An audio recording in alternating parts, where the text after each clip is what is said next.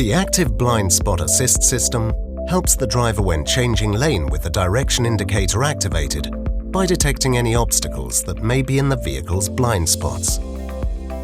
To enable it, go to the Driver Assistance menu on the touchscreen display.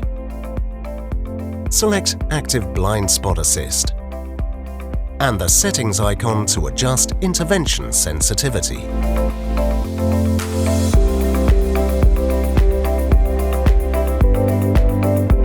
The system uses two radar sensors, placed one on each side of the rear bumper.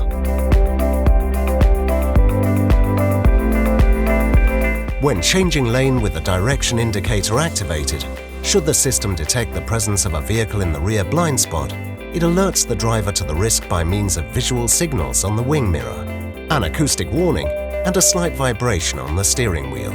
If the driver fails to intervene, the system invites him or her to correct the vehicle's trajectory by applying a slight tug on the steering wheel. The system also intervenes if the driver's hands are not on the steering wheel for a few seconds by means of acoustic and visual feedback.